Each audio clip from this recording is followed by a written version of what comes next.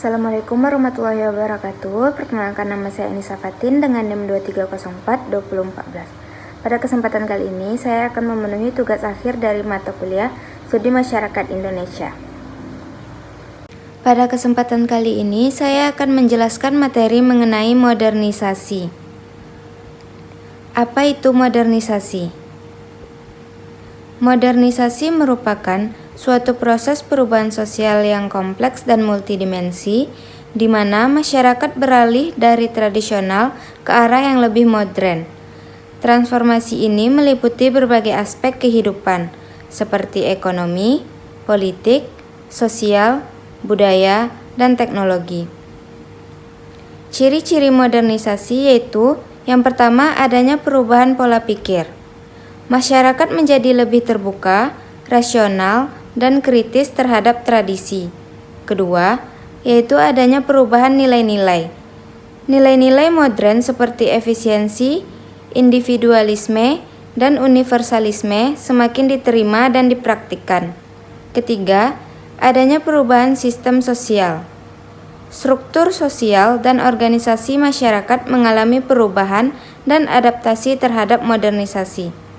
Keempat, adanya perubahan teknologi. Teknologi baru diadopsi dan digunakan dalam berbagai aspek kehidupan. Dan yang terakhir, yaitu yang kelima, adanya perubahan budaya. Munculnya budaya populer dan gaya hidup modern yang berbeda dari budaya tradisional. Adapun penyebab dari modernisasi yaitu, yang pertama, kemajuan ilmu pengetahuan dan teknologi. Penemuan dan inovasi baru mendorong perubahan dalam berbagai bidang kehidupan. Kedua, globalisasi. Interkoneksi antar bangsa dan budaya membuka peluang untuk pertukaran ide, teknologi, dan nilai-nilai modern. Ketiga, kebutuhan masyarakat. Masyarakat membutuhkan perubahan untuk memenuhi kebutuhan hidup yang semakin kompleks dan meningkatkan kualitas hidup. Keempat, keinginan untuk kemajuan. Manusia memiliki hasrat untuk mencapai kehidupan yang lebih baik dan sejahtera. Dampak modernisasi. Dampak modernisasi terbagi menjadi dua. Yang pertama yaitu dampak positif. Adapun dampak positifnya yaitu peningkatan taraf hidup. Kemajuan teknologi dan ekonomi meningkatkan akses terhadap kebutuhan dasar, seperti sandang, pangan, dan papan. Kedua, perkembangan pendidikan. Modernisasi membuka peluang pendidikan yang lebih luas dan berkualitas untuk semua orang.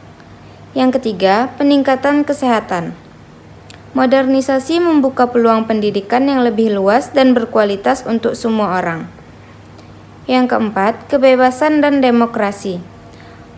Modernisasi mendorong partisipasi masyarakat dalam proses politik dan pengambilan keputusan.